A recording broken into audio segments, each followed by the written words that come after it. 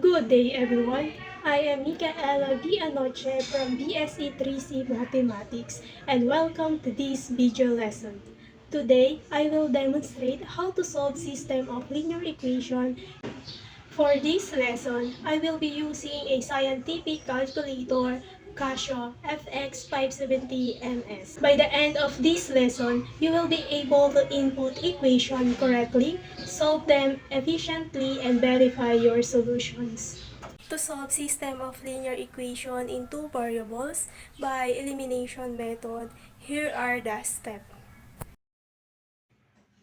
So first step, write the given equation in the form of ax plus by equals c. So on step number 2, align the equation so that the variables and constant are in the same order.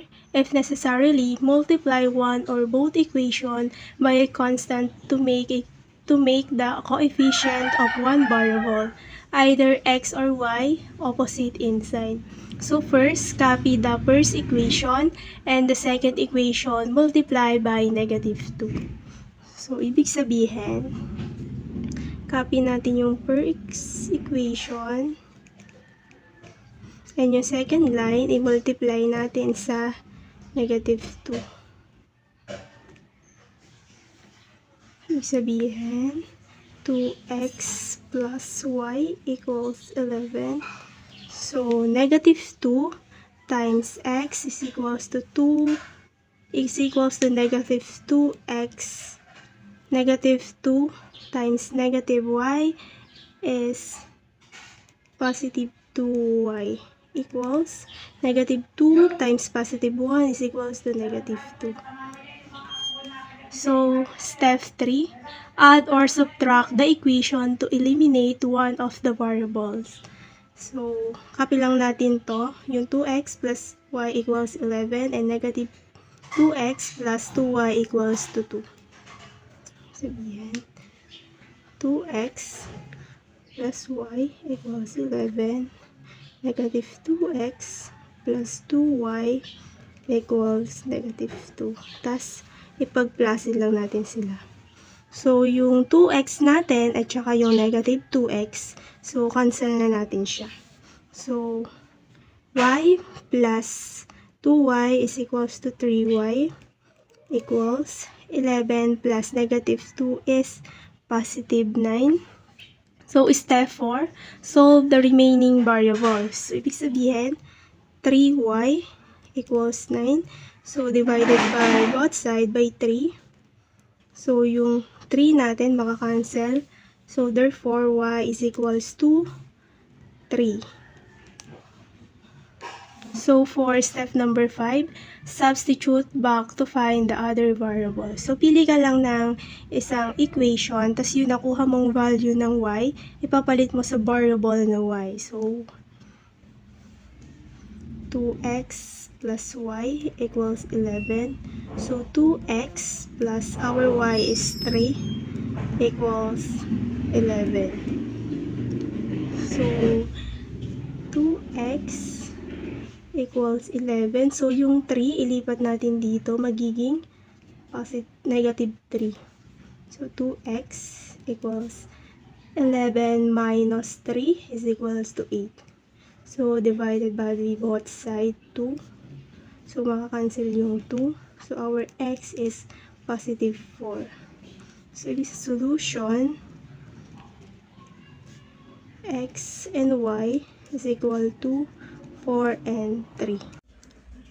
To verify your answer in scientific calculator, so first write the coefficient of first line and second line. The coefficient of first line is 2, 1, and 11. The second line is 1, -1, 1. So to input the scientific calculator, press mode 3 times. Press number 1 for equation and press number 2 for two variables. And after that, type the coefficient. So 2 equals 1 equals 11 equals 1 equals -1 equals 1. So our x is 4 and y is 3. Step 1, write the equation formed by ax plus by equals to z. So, for step number 2, eliminate natin yung variable na y.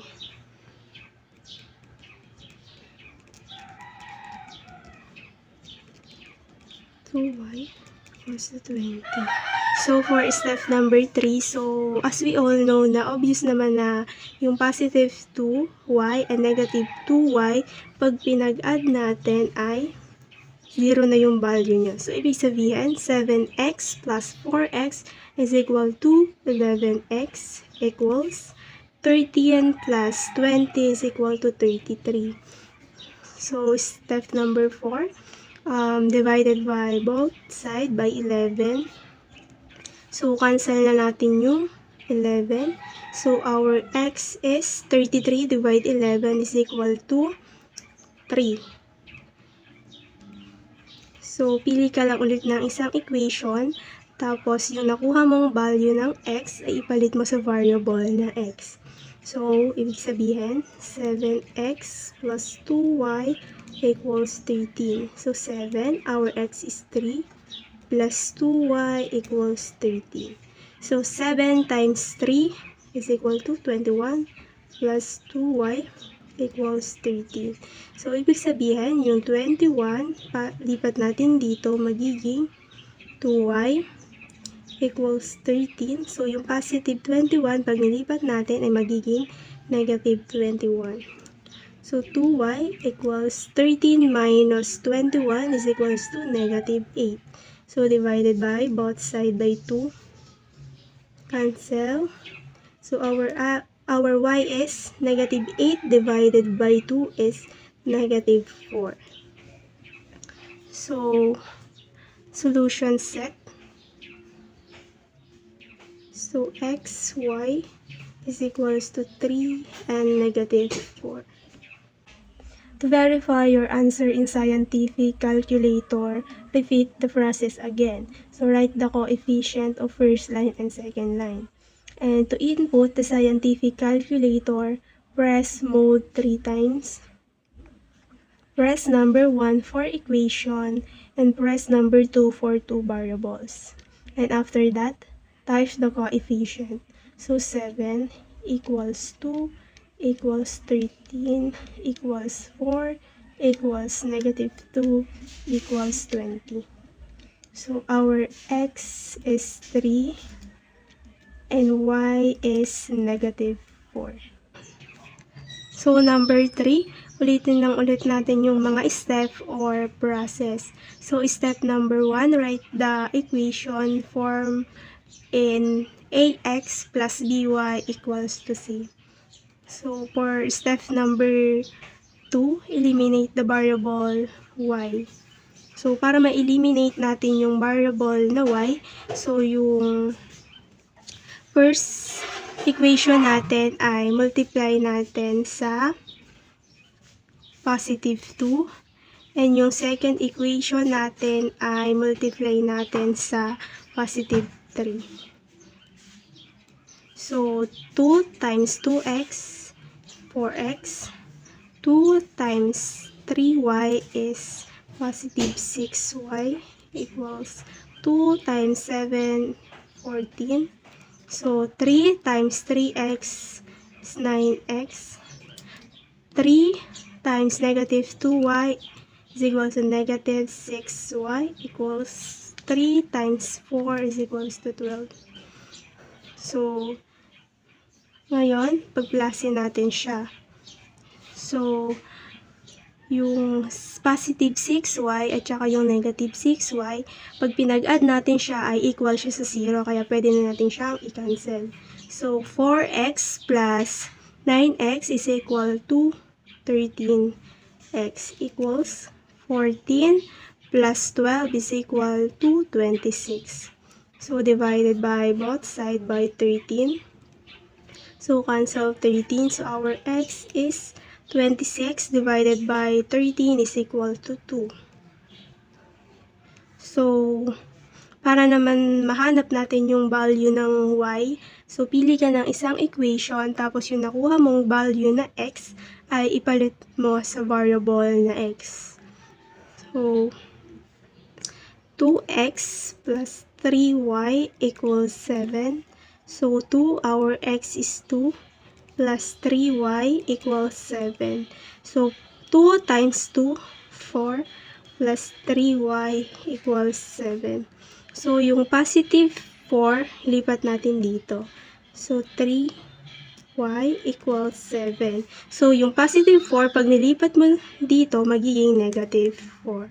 So, 3y equals 7 minus 4 is equal to 3 divided by both side by 3.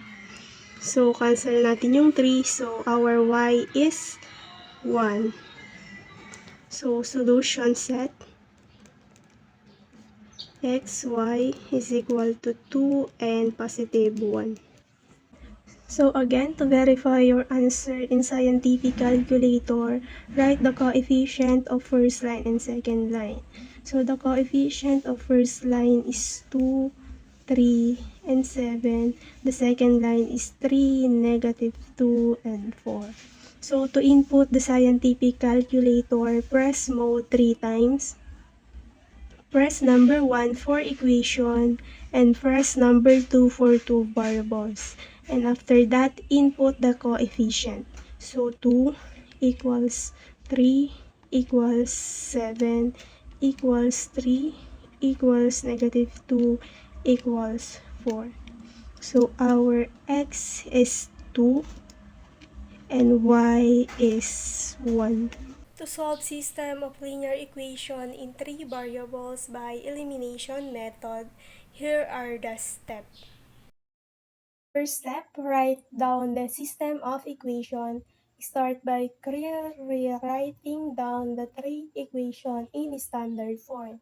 The general form of such as a system is a sub 1 x plus b sub 1 y plus c sub 1 z is equal to t sub 1. So, a sub 2x plus b sub 2y plus c sub 2z is equal to t sub 2. So, a sub 3x plus b sub 3y plus c sub 3z is equal to d sub 3. So, number 4. So, our equation is x plus y plus z is equal to 2. 6x minus 4y plus 5z is equal to 31. 5x plus 2y plus 2z is equal to 13. So, ito equation 1 natin, equation 2, and equation 3.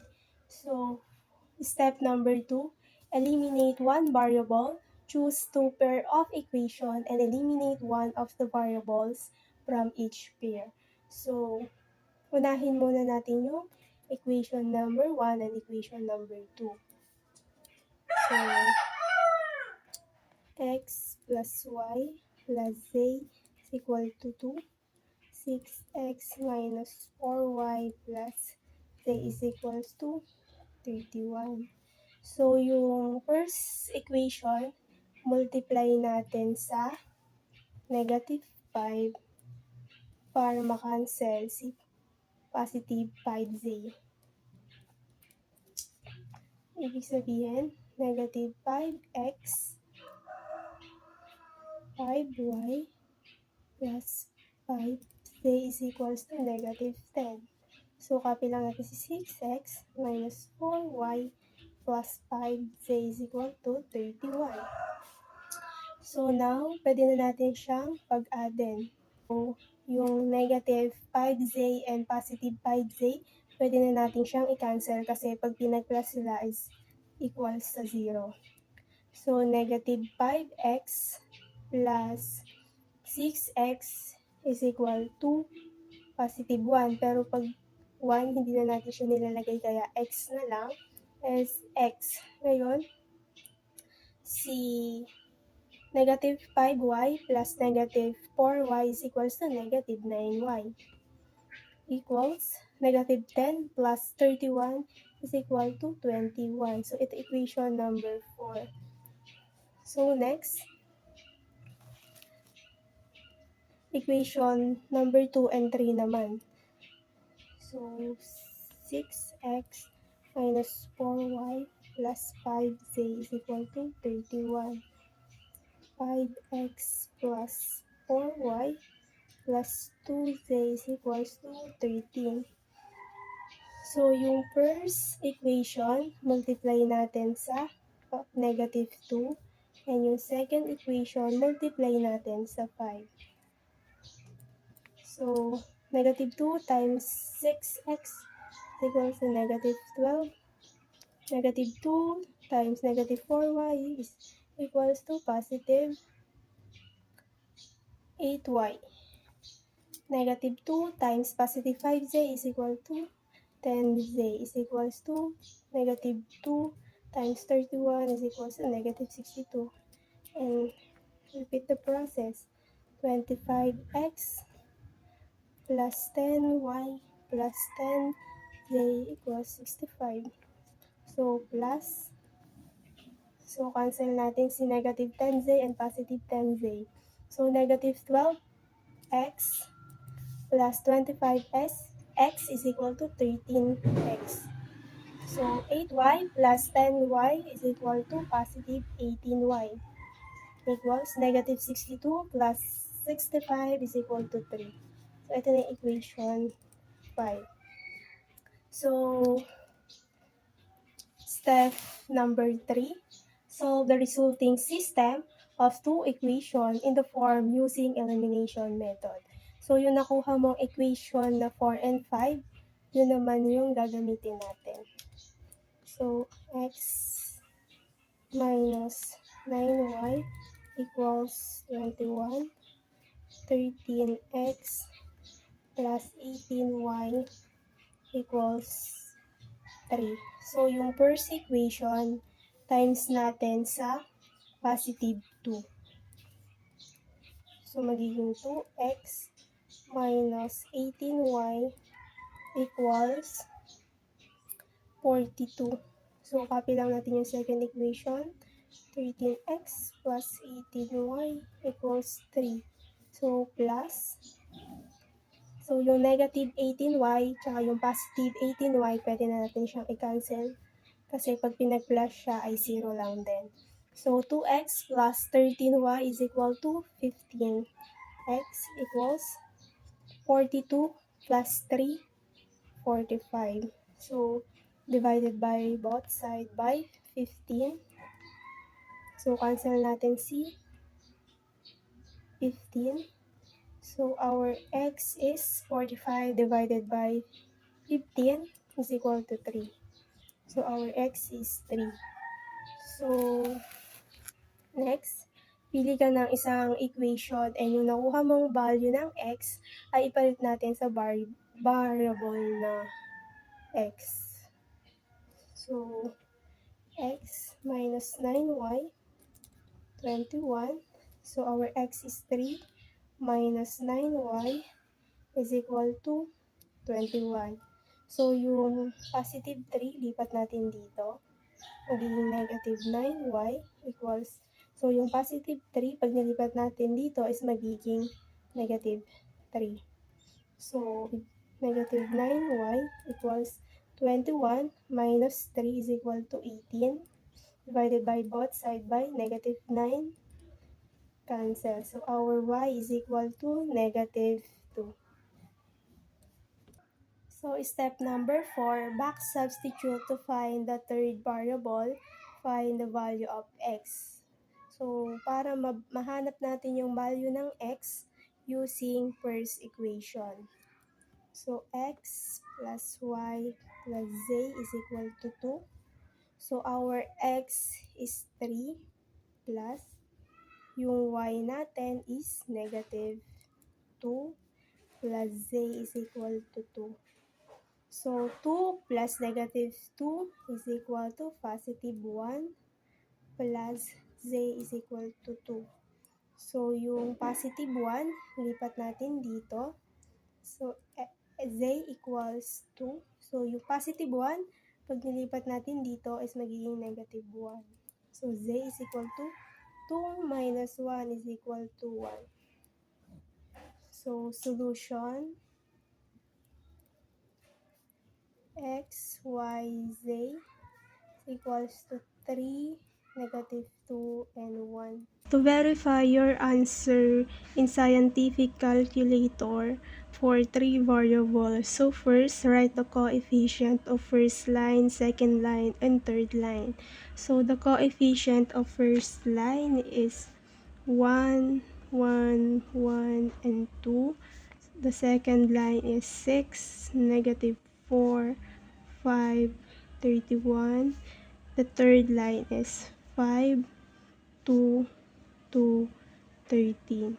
So, to input the scientific calculator, press mode 3 times. Press number 1 for equation and press number 3 for 3 variables. And after that, input the coefficient.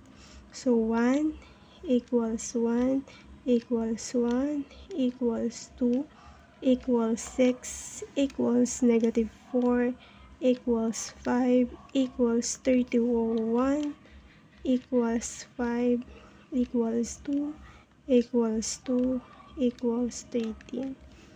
So our x is 3, y is negative 2, and z is 1. So number 5, so equation 1, equation 2, equation 3. So, repeat lang natin ulit yung mga step or process. So, unahin muna natin si equation number 1 and equation number 2, which is negative 6x 4y plus z is equal to negative 9, negative 12x plus 4y plus 4z is equal to 12. So, obvious naman na si negative 4y at saka si positive 4y ay pwede na natin siyang cancel. Kasi pag pinag-plus sila is equal to 0 lang. Then, so ibig sabihin negative 6x plus negative 12x is equal to negative 18x plus z plus 4z is equal to 5z. Kasi itong si z ay may imaginary 1 kaya naging 5. So, negative 9 plus 12 is equal to 3. So, ito na yung equation number 4. So, next, si equation number 2 naman, tsaka si equation number 3. So, 12x plus 4y plus 4z is equal to 12. 24x plus 4y minus 2z is equal to negative 6. So, si second equation, multiply natin sa negative 1. So, equals negative 12x plus 4y plus 4z is equal to 12. So, negative 1 times positive 24x is equal to negative 24x. So, negative 1 times positive 4y is equal to negative 4y. Negative 1 times negative 2z is equal to positive 2z is equal to negative 1 times negative 6 is equal to positive 6. So, plus, cancel natin si positive 4y and negative 4y. So, negative 12x plus negative 24x is equals to negative 36x. 4z plus 2z is equals to positive 6z. 12 plus 6 is equal to 18. So, ito equation number 5. So, now, yung nakuha nating dalawang equation, which is yung equation 4 and 5, yun naman yung gagamitin natin, which is negative 18x plus 5z is equal to 3, and negative 36x plus 6x is equal to 18. So, yung first equation, multiply natin sa negative 2, which is 36x minus 10z equals negative 6. Negative 36 plus 6z equals to 18. So, plus. So, itong si positive 36 at saka si negative 36 ay pwede na nating i-cancel. So, negative 10z plus positive 6z is equals to negative 4z equals negative 6 plus positive 18 is equal to 12. So, divided by both side by negative 4. So, cancel negative 4. So, our z is equals to negative 3. So, next, pili ka ng isang equation, tapos yung nakuha mong value ng z, ay ipalit natin sa variable na z.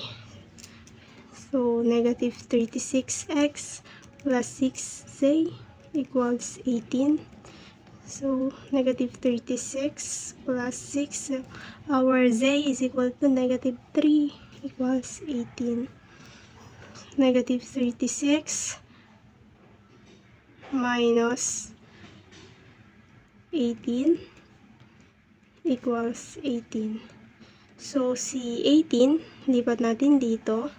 Negative 36x equals 18. So, pag nilipat natin si negative 18, at saka magiging positive siya.